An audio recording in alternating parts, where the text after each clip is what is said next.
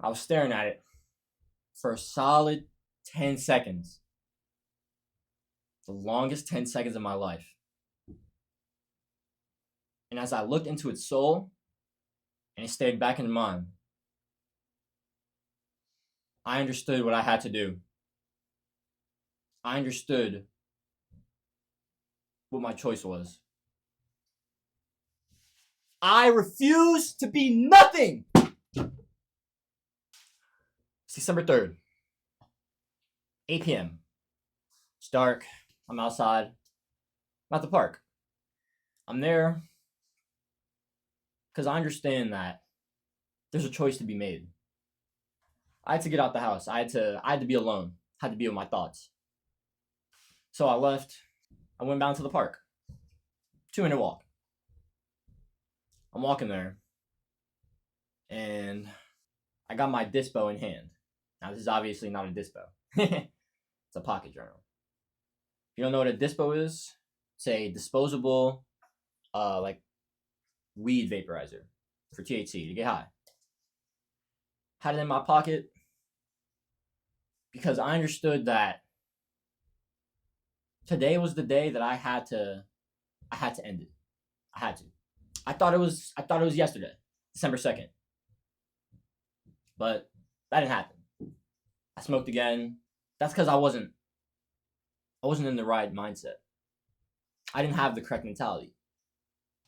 I'd watched a video from Hamza's mindset course in Adonis School. The first one was understanding self-image. Self-image is just that. How do you see yourself? Who do you perceive yourself to be? It's your identity almost. Thing is, I was calling myself an addict. That's what I've been. Whether it was video games, it was porn, it was weed, it was overeating, girls, whichever one it was, I was an addict. And I was telling myself that I am an addict. And that was holding me back. People like in AA, people that are recovering, they say this first step is admit it to yourself. And that's the truth. But then you keep admitting it to yourself.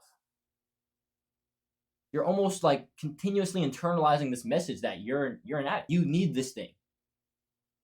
If you want to stop being addicted to something, why would you call yourself an addict? Addicts need that substance, that thing to survive. They crave it constantly. People who aren't addicted to something, someone who doesn't give a single fuck about weed doesn't come into their head ever. They don't think about it. So I had to go from an addict to someone who doesn't even think about smoking. I had to destroy the meaning entirely. I had to obliterate it. It was the only way. I internalized this message. Something similar had been said to me, or I'd watched a similar video, rather, by Alex Hormozy a few weeks ago. It was called Why Therapists Have Failed Me. Something along the lines of that. I'll put it here. In this video, Alex talked about how therapists try to transform meaning. How they take, oh yeah, I smoke, I'm an addict. I'm addicted to weed, and because of that, I suck. I'm bad. Therapists try to transform that meaning. Just because you do this doesn't mean you're bad. It doesn't mean you're a bad person. It doesn't mean you suck. No. It just means that you need help. You need to push through. You need to heal. That approach doesn't always work though. Sometimes transforming meaning into something else, sometimes being an alchemist doesn't necessarily work. Because the meaning is still there. Sometimes the only way to move forward is to completely destroy the meaning entirely. And that's what I was set on doing. The next video, Hamza's mindset course. The theory of constraints. This is actually also from Big Dog Mosey. I should definitely tap into his stuff. I'm not gonna lie. I'll leave a video for y'all here. Twice? The theory of constraints is there is one thing holding you back right now. One single thing that is stopping your progress, that is stopping you from making any progress in your goals. It's stopping you from getting to the next level. It's holding you back. There's only one thing. I briefly mentioned this in Stop Thinking Broke. It's your skills or your beliefs. Everything is skills. Patience, discipline, reading, writing, teaching, anything, being charismatic. If you can learn it, if you can teach it, it's a skill. Now, there might be a bunch of small skills that have been grouped up and have come together to form this trait or this larger skill. But at the end of the day, it's all skills. Everything is skills. And the way to improve skills is to put in more reps. It's to do it more. It's to ask yourself, what would someone who is skilled at this thing do? And then you take those actions. What would a patient person do? They would think back, they would say, I have a long-term vision, so I'm okay waiting. They would say, even though I have this thing that I want, I also have things right in front of me that I can work towards. And so I'm not going to stress about the things that's coming in the future. I'm not going to worry about these other situations right now because I understand that the path I'm on is going to lead me to where I want to go. Patient people, they expand the timeline more. They find the stuff to do in the meantime. That's a skill. Overthinking is a skill. Overthinking is the skill of managing your thoughts. Literally. Not all your thoughts mean anything. Sometimes you could just have a thought of like, oh, I want ice cream. What is that? Does that mean something? Yeah, you want ice cream, but so what? If you don't get ice cream, are you gonna die or something? Like, you're probably not. If you say, oh, I'm feeling stressed. I have so many stress thoughts. All this crazy shit is happening. Just because you have stress, it doesn't mean something. Like, it doesn't have to be bad. It doesn't have to be good. It just is. Stress just means you're alive. Okay? That was also from Hormozy, but not Alex. That's from his wife, Layla, who's also the GOAT. Y'all should honestly tap into her video. Stop overthinking. I got you.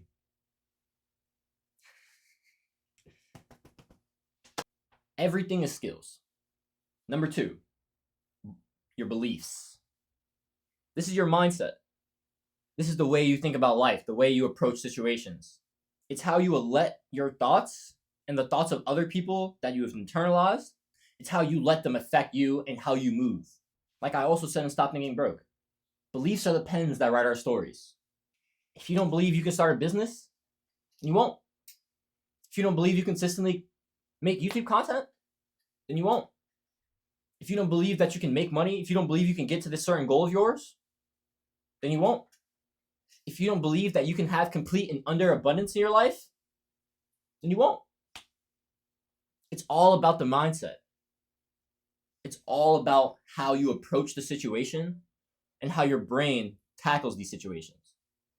Typically, beliefs are a lot harder to level up than skills. Skills, you just need reps. You need to understand, I'm not that good at this skill, so how can I go do it more? How can I do more push-ups? How can I train myself in cold showers? How can I make more content consistently? How can I improve my content? You just need the reps.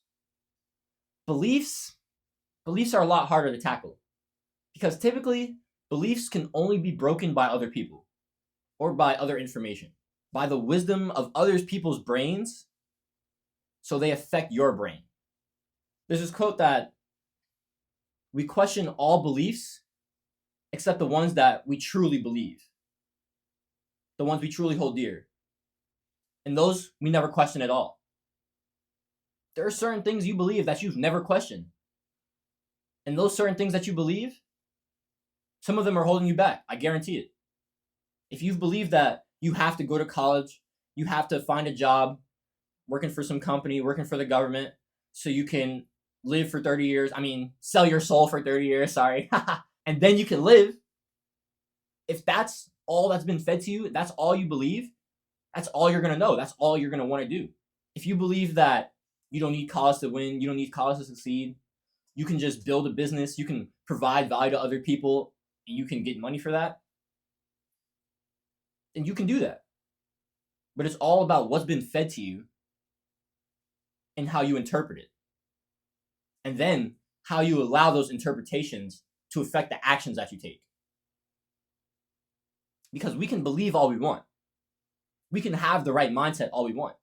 I've had an outstanding mindset for the past 2 months, but I wasn't making any progress. It wasn't my beliefs holding me back. It was my skills. And it was one skill. My constraint was my willpower. It was my inability to say no to the hard things, to say no to the desires that I wanted to come,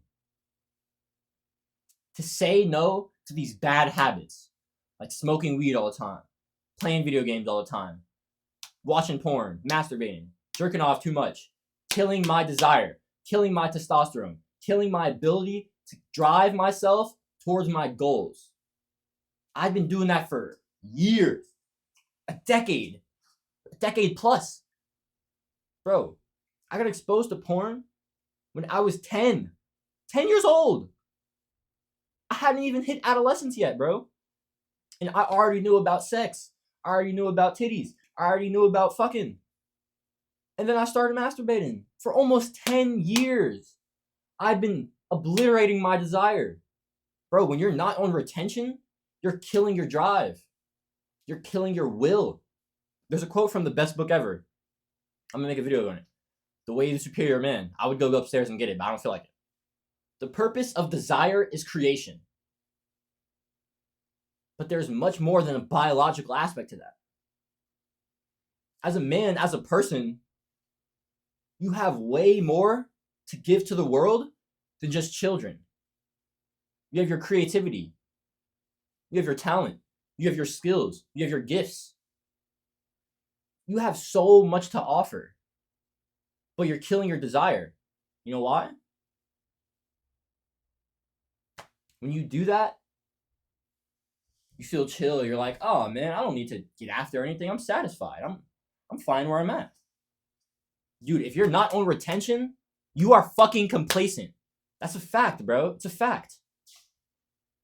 If you're not on retention, it's way harder to get the fuck after your goals. If you don't have the drive, you're not going to want to do it. And so my one bottleneck, the one thing that stopped me from making any progress was my willpower. I couldn't say no. And if I could, it wasn't for long enough. I finally internalized that. I was looking at the dispo in hand. I was staring at it. I told you, it's the longest 10 seconds of my life. And I'm just thinking to myself, I didn't actually I said it out loud. And I say to myself, if you don't stop smoking, Jay, you will be nothing. Nothing. That might sound extreme. That's because it is. I got big ass goals, bro. I'm trying to push YDC crazy. I'm trying to get up to hella bread. I'm trying to build an outstanding coaching business where I can put people on and help people through their struggles. I'm trying to write generational books that pass down wisdom for centuries to come. I'm trying to rebuild the education system that has been fucking all of us, trying to turn our stars into squares. This shit is fucked, bro. These are my goals. This is my mission. But 2 weeks ago, I wasn't getting after shit because I was too busy killing my desire. I was too busy not having willpower. I was too busy not getting after it. I was stuck. I was complacent. And I didn't like being there, but I kept doing it anyway. And that's when I realized it all comes down to a choice. It all comes down to a choice. Are you going to pick? Are you going to choose to stay complacent? Are you going to choose to keep making zero progress towards your goals? Or are you going to choose to break fucking free? Are you going to choose to stop? Are you going to choose you? Are you going to choose you? That's what was going on in my head when I was staring at this motherfucker. When I was looking at it in its soul and it was staring me back at mine. And that's when it came. I refuse to be nothing. And I hurled that motherfucker to the concrete. And you know what? It was still in one piece. I felt the power. Man, that shit felt amazing. Hurling that shit down with all my might. When I tried to quit before, and I relapsed and relapsed and relapsed, I kept going out. I kept going buying more dispos. I was just trying to throw this shit away. I was, oh yeah, just toss it in the trash. Haha. I wasn't destroying it. I wasn't destroying the meaning. That's all it was gonna take. That was the only way. So I picked that motherfucker back up.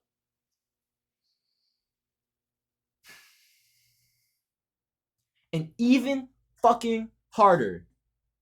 I said, I refuse to be nothing. And it broke in two. It was poetic as fuck.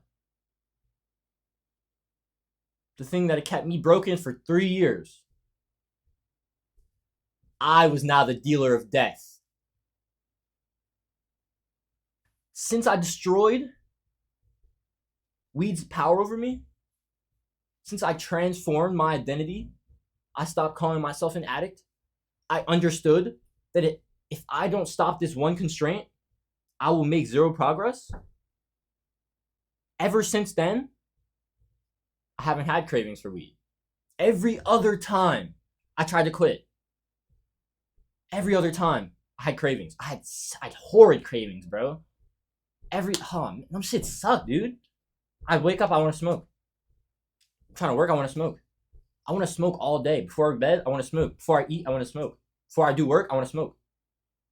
I wasn't getting shit done. All I was thinking about, so much of my mental energy, so much of my mental bandwidth was going towards getting high. I capped y'all just now. I said I haven't had any cravings. I had one craving in the past 2 weeks. Since I've quit, I've been 2 weeks sober. My first 24 hours sober was December 4th. I'm recording this video on December 19th. Week 1, the day of week 1, which is December 10th. I got hit.